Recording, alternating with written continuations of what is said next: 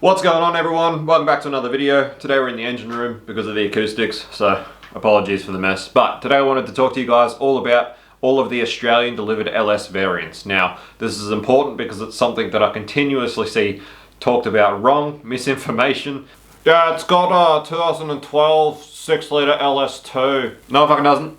So let's start from the beginning. So in 1999, Holden released the VT Series 2. Now the VT Series 2 SS was the first that Australia saw of the LS engine. It received the LS1 5.7 litre all alloy, all new V8.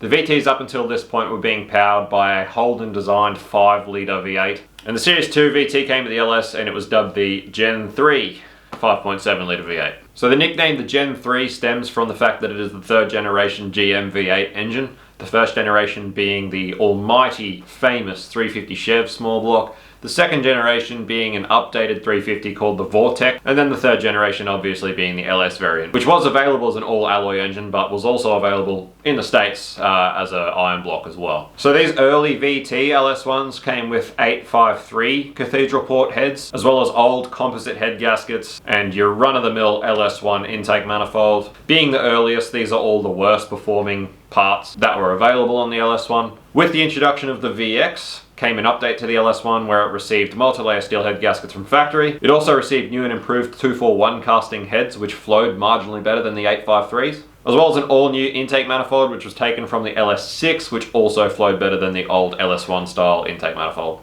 The Callaway and GTS HSV model variants were fitted with a variation of the LS1 that we call the C4B, which was just a tickled up LS. It had mildly ported heads, a better cam, it produced 300 kilowatt. It was basically just a hotted up version of the LS1, but structurally exactly the same. The LS1 5.7 remained the flagship power plant for Holden and HSV up until the introduction of the VZ in 2004. Although for the meantime the Commodore V8s in the VZ remained LS1, the HSVs of the VZ were actually fitted with a new LS2, which was a 6-litre V8. Now we refer to these VZ LS2s as early LS2s, and they were architecturally very similar to the LS1s. However, they were the new Gen 4 block design, a higher capacity obviously, and the LS2 received an even more revised cathedral port head, which was the 243 casting.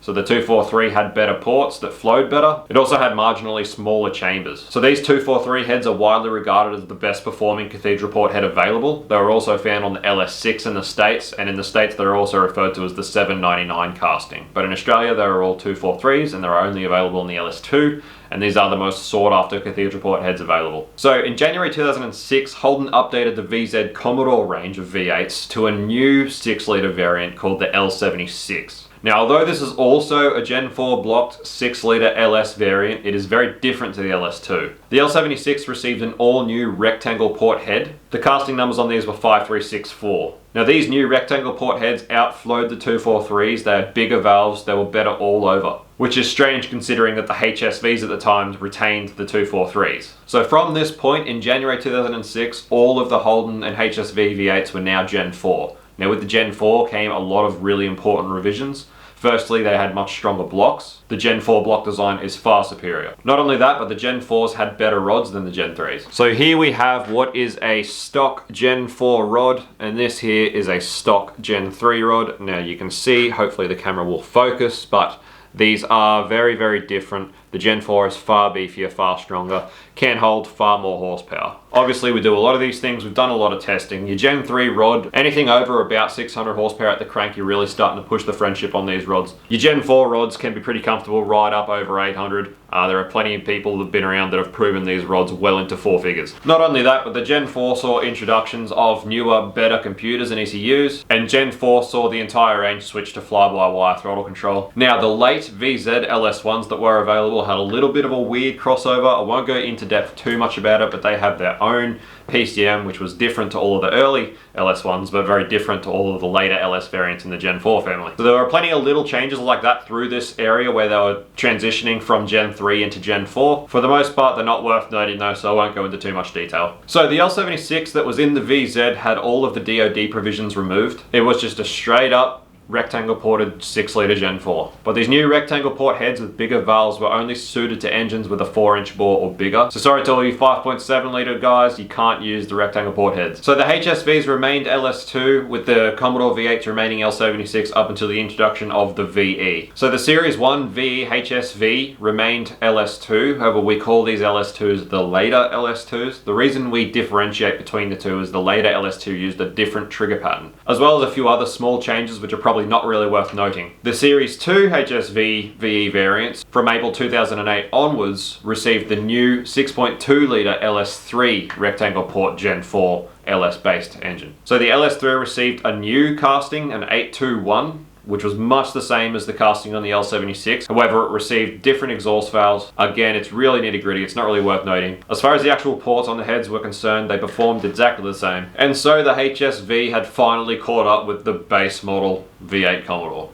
From the introduction of the VE in 2006 up until 2008, the Commodore V8s were actually fitted with another new alloy 6 litre V8 LS variant called the L98. The L98 had rectangle port heads just like the LS3 and the L76. However, it had no DOD. And if you're wondering what DOD is throughout this whole video, it's called displacement on demand, which is what we called in Australia AFM, or active fuel management, which is just where the computer will actually bleed down the lifters to 4 cylinders and shut down 4 cylinders, only run the car on 4 cylinders on the highway. They did this to improve efficiency, which worked great for what it was. So the L98 didn't have this. So in 2008 saw the introduction of active fuel management in the automatic cars available in the VEs, which saw the reintroduction of the L76 V8. However, this time the new L76 in the VE actually featured the active fuel management, the DOD, and it actually worked. However, it was only available in the automatic cars fitted with the 6L80 6-speed auto transmission. The 6-speed manual cars retained the L98. It remained like this up until 2010, when yet another alloy 6 litre rectangle port headed LS variant was introduced, coded the L77. So after 2010, with the introduction of the L77, we got to see flex fuel, which was the added capability of running the car on ethanol. So the L77 superseded both the L76 and the L98. It replaced both engines through the whole range. The auto and the manual cars were both fitted with the L77. Both auto and manual cars were available with flex fuel. However, only the automatic cars were running the displacement on demand, or the AFM. In the manual cars, it was disabled. They didn't use it. The Commodores retained the L77 right through the introduction of the VF series. The Gen F1 or the VF Series 1, whatever you would like to call it, V8 Commodores retained the L77. Now in 2015 we saw the introduction of the Gen F2 or the Gen 2 VF or the VF Gen 2 or whatever the way you want to call it. The Series 2 VF V8s were all fitted with the 6.2 litre LS3 as Holden's last hurrah. So they ditched all the DOD, they ditched all of that crap, and they thought for their last generation of an Australian icon, the Commodore, focusing solely on a performance standpoint, which is what the name was based off. Now, the Gen F HSV Club Sport, just the Club Sport R8,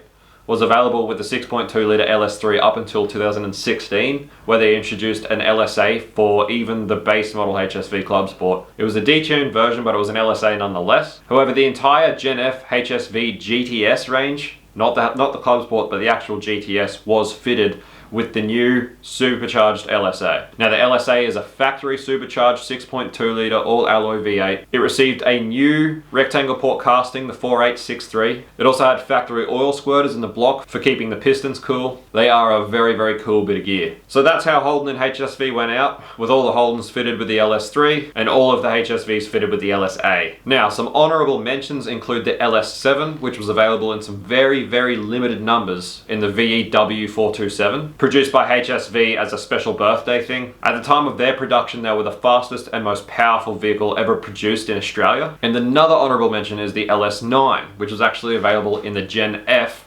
HSV GTSR W1, which they produced in a sedan and a ute or Maloo in 2016. It was basically as their goodbye. And this range still remains to the day the fastest and most powerful production car ever brought out in Australia. So this rounds out all of the LS variants that were Australian delivered. As you can see, we have a very, very small range of LS variants when compared to our friends over the pond in the US. The US received way more variants with variations in displacement, as well as differences like iron block LS variants, which were way stronger, which we didn't receive any of in Australia. As I stated a few times, guys, this is really only scratching the surface. I could get right down into the very, very nitty gritty differences if any of you wished. But for the most part, I just wanted to familiarize you guys with the actual different codings of Gen generations of LS variants that were available in Australian delivered cars. If you'd like to know more about them, or you'd like to know more about the variants that were available in the US, which we're actually seeing a lot of being imported now to Australia, please drop a comment, let me know. I'll do my best to make some more videos about it. For now though guys, I hope you learnt something, hope you enjoyed.